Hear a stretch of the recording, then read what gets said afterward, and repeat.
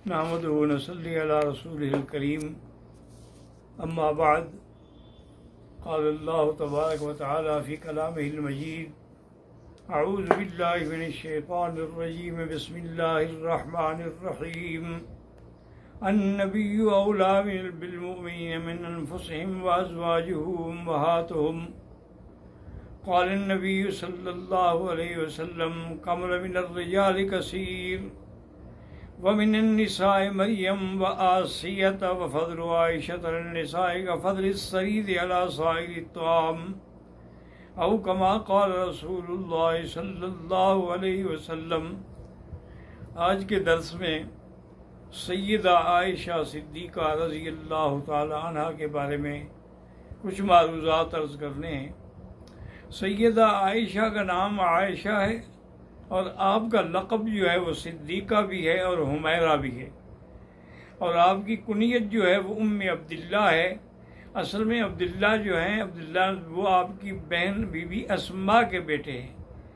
چونکہ be be عائشہ کی اولاد نہیں تھی تو حضور نے فرمایا کہ تم اپنی بہن کے بیٹے سے کے نام پہ کنیت رکھ لو، تو آپ کی کنیت جو ہے عبداللہ ہے، اور آپ کی والدہ کا نام جو ہے وہ بی بی زینب ہے، ان کی کنیت جو ہے رومان ہے۔ رومان یہ کنیت ہے، اصل نام ان کا زینب ہے۔ اور آپ کے والد جو ہیں وہ سیدنا ابی بکر صدیق ہیں رضی اللہ تعالی عنہ وارضاہ، یعنی اللہ کی شان ہے کہ صدیقہ بھی صدیق کے گھر میں پیدا ہوئی، اور یہ ملکہ کائنات صدق تھی، اور اس کی تربیت جو ہے وہ سیدہ ابو بکر رضی اللہ تعالی عنہ نے فرمائی۔ آپ کی عمر اس وقت 6 سال تھی۔ جب سیدہ خدیجہ رضی اللہ تعالی عنہ فوت ہو گئیں تو حضور بڑے اداس ہو گئے۔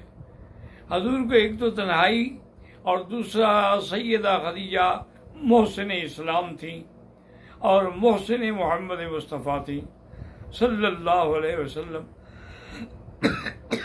تو بی بی خولہ نے محسوس کیا، تو اس نے آ کے عرض کیا کہ یا رسول اللہ آپ دوسری شادی فرما لیں، اب اکیلا رہنا آپ کے لیے بہت مشکل ہوگا۔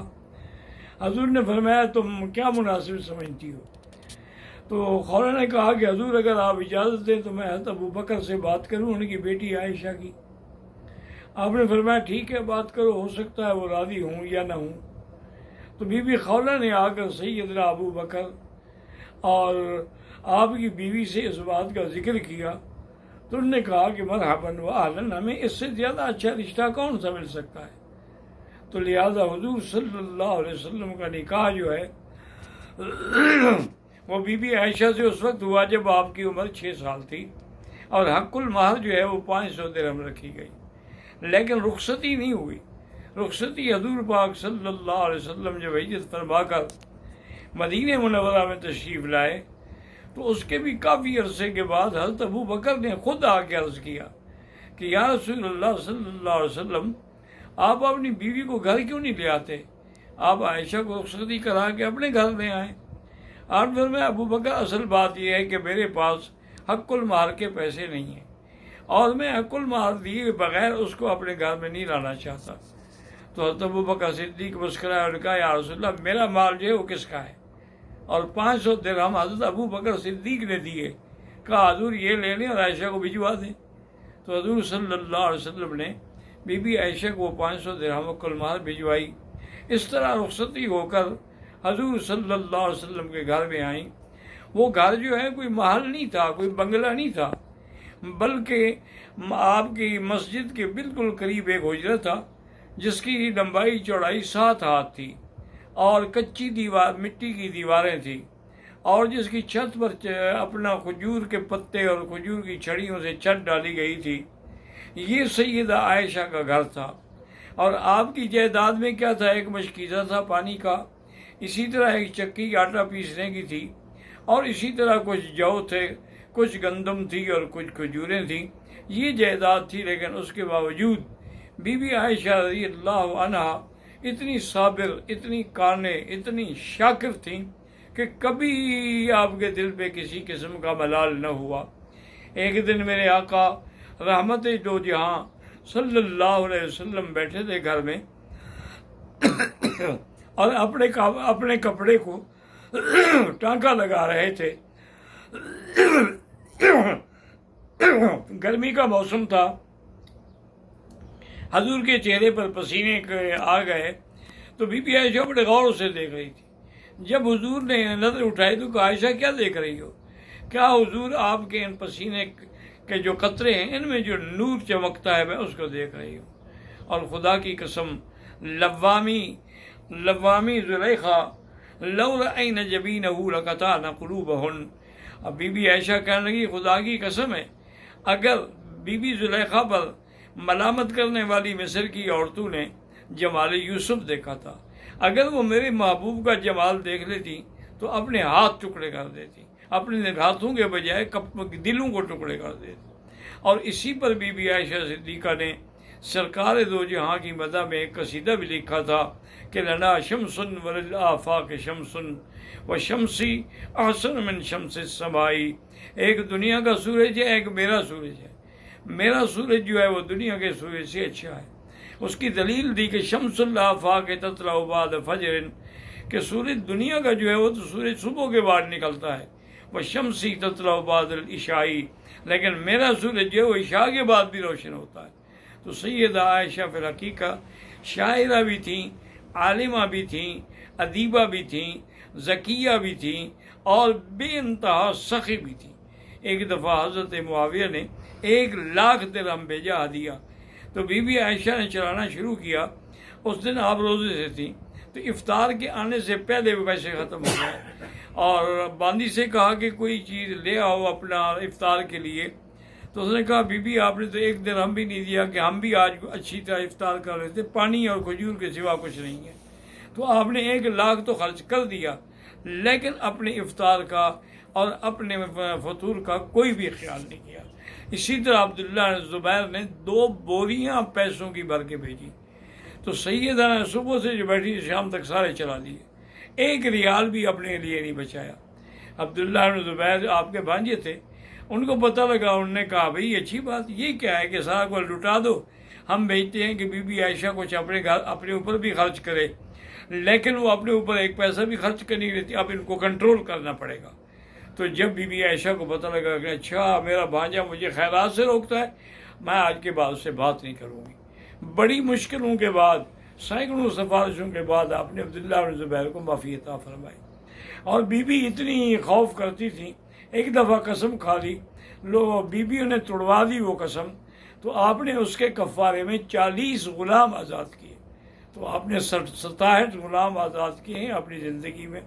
سیدہ عائشہ نے فرمایا کہ مردوں میں تو بڑے کامل پیدا ہوئے ہیں لیکن عورتوں میں بی بی مریم، بی بی آسیہ زوجیت فرعون، اور اس کے بعد فرمایا بھائی عائشہ کا کیا پوچھتے ہو بھائی، عائشہ تو پھر ان سب سے زیادہ افضل و اعلیٰ ہے، کیوں وہ زوجہ محمد مصطفیٰ ہے صلی اللہ علیہ وعلیٰ آلہ وصحبہ وسلم تسلیما کثیرا کثیرا.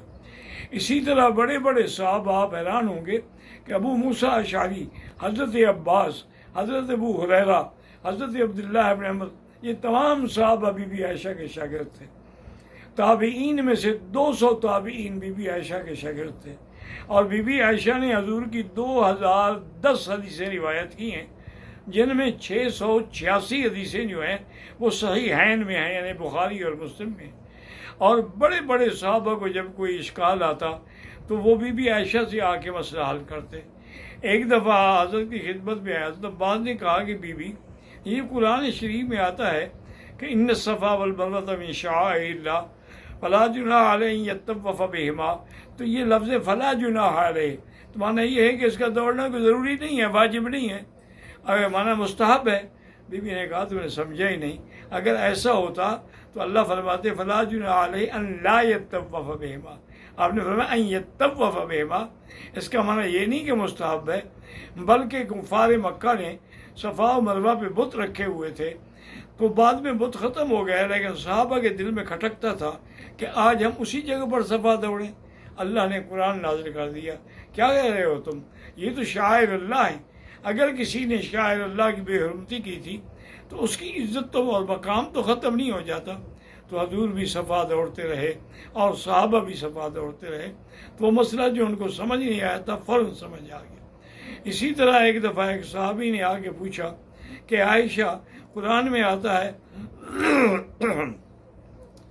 وَلَا تَأْكُلُوا مَالَ الْيَتِيمِ، اوپر مال یتیم کا ذکر ہے، اور آگے اللہ تبارک و تعالیٰ فرماتے ہیں فَانكِحُوا مَا طَابَ لَكُم مِّنَ النِّسَاءِ مَثْنَىٰ وَثُلَاثَ وَرُبَاعَ، تم 1 2 3 4 تک شادیاں کر سکتے ہو۔ تو یتیم کے مال کا ان شادیوں سے کیا تعلق ہے؟ تو آیت کا ربط معلوم نہیں ہوتا۔ بی بی نے فرمایا عجیب آدمی ہو، مکے والوں کی تو عادت یہی تھی کہ وہ یتیم لڑکیاں اگر ہوتی تو ان کا مال بھی قبضہ کر لیتے اور بغیر حق مہر دیے ہوئے ان کو شادی بھی کر کے اپنی بیوی بنا لیتے۔ اسی کو اللہ نے فرمایا کہ تم یتیموں کا مال نہ کھاؤ، اگر تم نے شادیاں کرنی ہیں تو دوسری عورتوں سے شادی کرو، 1 کے بجائے 4 کر لو، لیکن تمہیں یہ حق نہیں پہنچتا ہے کہ تم یتیموں کا مال کھاؤ۔ تو اس لیے سیدہ عائشہ صدیقہ جب کوئی قرآن کا مسئلہ مشکل آیا تو فوراً آپ نے حل کیا۔ ایک دفعہ ایک صحابی نے پوچھا، بلکہ عبداللہ بن زبیر نے پوچھا کہ یا امہات المومنین، 3 مسئلے میں آپ سے پوچھتا ہوں۔ فرمایا پوچھو۔ کہا ایک تو یہ بتائیں کہ کیا اللہ کے نبی نے اپنے خدا کو دیدار کیا ہے، اور دوسرا مسئلہ انہوں نے کہا بھی کیا ہے؟ انہوں نے کہا دوسرا مسئلہ یہ ہے